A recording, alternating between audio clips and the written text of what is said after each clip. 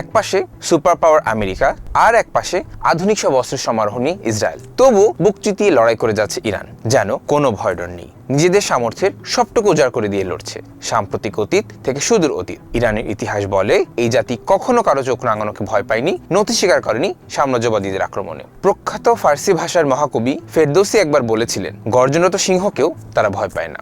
হ্যাঁ, ইরান এটি এমন একটি দেশ যা বহুবার অভ্যন্তরীণ কোন্দল এবং বিদেশি পরাশক্তির হস্তক্ষেপের শিকার হয়েছে। কিন্তু আশ্চর্যের বিষয় হলো, হাজার বছরের আগ্রাসন সত্ত্বেও ইরান কখনোই কারো স্থায়ী উপনিবেশে পরিণত হয়নি।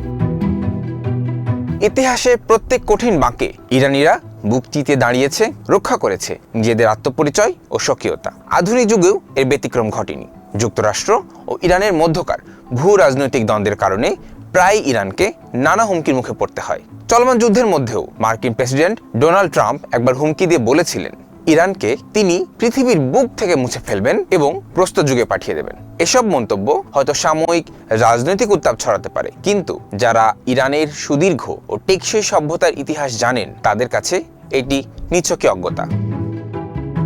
কারণ পারস্য বা আজকের ইরান এমন এক জাতি যাদের ধ্বংস করার হুমকি দেওয়া সহজ, কিন্তু বাস্তবে তা অসম্ভব।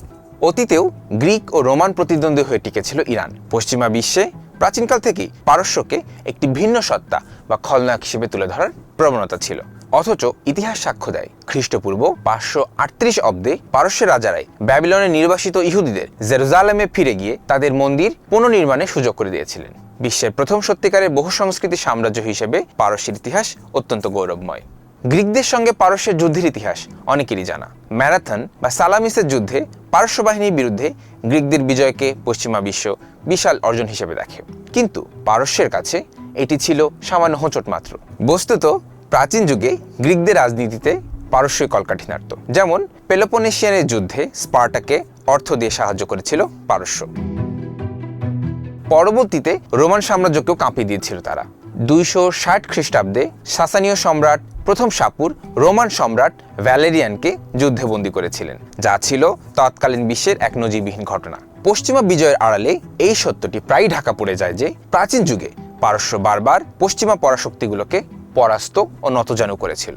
ইরানের সবচেয়ে বড় শক্তি হলো তাদের সাংস্কৃতিক দৃঢ়তা। আলেকজান্ডার দ্য গ্রেট সামরিক শক্তিতে পারস্য জয় করেছিলেন ঠিকই, কিন্তু তিনি নিজেই পারস্যের সংস্কৃতিতে মুগ্ধ হয়ে তা আপন করে নিয়েছিলেন। ফলে গ্রিকদের চেয়ে পারস্যের সংস্কৃতি সেখানে দীর্ঘস্থায়ী হয়েছিল।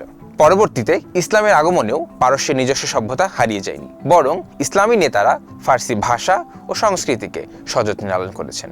নওরোজের মতো 3000 বছরের পুরনো উৎসবও আজও ইরানে মহাসমারোহে পালিত হয়। এমনকি 1219 থেকে 1258 সালের মধ্যে মঙ্গলদের ভয়াবহ আক্রমণ ইরানকে ধ্বংসস্তূপে পরিণত করলেও পারস্য সভ্যতার মূল শেকড় তারা উপড়ে ফেলতে পারেনি।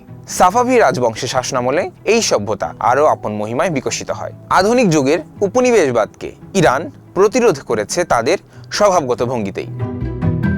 19বিংশ শতাব্দী থেকেই শুরু হয় বৃহৎ পরাশক্তিগুলোর কূটনৈতিক লড়াই। ইঙ্গো রুশ দ্বন্দ্বে ইরান কোণঠাসা হলেও কখনোই বশ্যতা স্বীকার করেনি। এমনকি দ্বিতীয় বিশ্বযুদ্ধে তেল সমৃদ্ধ ইরানকে ব্রিটিশ ও সোভিয়েতরা দখল করলেও যুদ্ধের পরই তারা পিছু হটতে বাধ্য হয়। বিংশ শতকের মাঝামাঝি এসে ইরানি জাতীয়তাবাদ এক নতুন রূপ পায়। দেশের তেলের উপর ব্রিটিশদের একচেটিয়া নিয়ন্ত্রণের প্রতিবাদে 1951 সালে তৎকালীন প্রধানমন্ত্রী মোহাম্মদ মোসাদেক ইরানের তেল শিল্পকে জাতীয়করণ করেন। তিনি চেয়েছিলেন বিদেশিদের প্রভাবমুক্ত একটি গণতান্ত্রিক ইরান। কিন্তু মার্কিন ও ব্রিটিশ গোয়েন্দা সংস্থা 1953 সালে এক গোপন অভ্যুত্থানের মাধ্যমে মোসাদ্দেককে ক্ষমতাচ্যুত করে এবং পশ্চিমা ঘেঁষা শাসক শাহকে ক্ষমতায় বসায়। ইরানের এর পরের ইতিহাস ইসলামী বিপ্লব ও আত্মনিয়ন্ত্রণের সংগ্রামের ইতিহাস। আমেরিকার মদতপুষ্ট শাহ সরকারের আমলে ইরান অর্থনৈতিকভাবে শক্তিশালী হলেও সাধারণ মানুষের মধ্যে ক্ষোভ পুঞ্জীভূত হতে থাকে। এর চূড়ান্ত পরিণতি দেখা যায় 1978 ও 79 সালের ঐতিহাসিক ইসলামী বিপ্লবে। আয়াতুল্লাহ রুহুল্লাহ খোমেনির নেতৃত্বে শাহকে ক্ষমতাচ্যুত করা হয়। খোমেনি ইরানকে একটি ইসলামিক প্রজাতন্ত্র হিসেবে ঘোষণা করেন, যা ছিল পুরোপুরি আমেরিকা ও ইসরায়েলের স্বার্থবিরোধী। তিনি ইরানের হাজার বছরের আত্মমর্যাদাবোধকে জাগিয়ে তোলেন। শিয়া রাজনৈতিক ইসলামের সাথে ইরানিদের জাতীয়তাবাদী পরিচয়ের এক অপূর্ব সংমিশ্রণ ঘটান তিনি, যা আজ অবধি কোনো বিদেশি আগ্রাসনের বিরুদ্ধে ইরানি জনগণকে ঐক্যবদ্ধ রেখেছে। মহাকবি ফেরদৌসি হাজার বছর আগে লিখেছিলেন, ইরান আমার দেশ, পুরো বিশ্ব আমার পায়ের নিচে। এদেশের মানুষেরা পুণ্য, শিল্প এবং সাহসিকতার অধিকারী। গর্জনত সিংহকেও তাদের কোনো ভয় নেই। কবির এই কথাগুলো যেন আজও আধুনিক ইরানের প্রতিচ্ছবি। মার্কিন যুক্তরাষ্ট্র সহ পশ্চিমাদের নানা অবরোধ ও হুমকির মুখেও ইরান প্রমাণ করেছে যে তারা দীর্ঘমেয়াদী লড়াইয়ের জন্য সবসময় প্রস্তুত। তবে আজকের বিশ্বে পেশিশক্তির আস্ফালন দিয়ে কোনো সমস্যার সমাধান সম্ভব নয়। সামরিক সংঘাতের বদলে পারস্পরিক সম্মান ও আস্থার ভিত্তিতে কূটনৈতিক আলোচনাই হলো এগিয়ে যাওয়ার একমাত্র পথ। অন্যথায় একটি ভুল সিদ্ধান্ত পুরো বিশ্বকে এক ভয়াবহ অর্থনৈতিক ও জ্বালানি সংকটে ফেলে দিতে পারে। আর দিন শেষে ইরানের শাসন ব্যবস্থা বা ভবিষ্যৎ কেমন হবে তা নির্ধারণ করার অধিকার একমাত্র ইরানিদেরই। দেশ বিদেশের এমন সব তথ্য ও ফ্যাক্টস জানতে ভিজিট করুন ঢাকাস্ট্রিম.net, ফলো করুন ঢাকা স্ট্রিমের ফেসবুক পেজ, সাবস্ক্রাইব করুন ঢাকা স্ট্রিমের ইউটিউব চ্যানেল।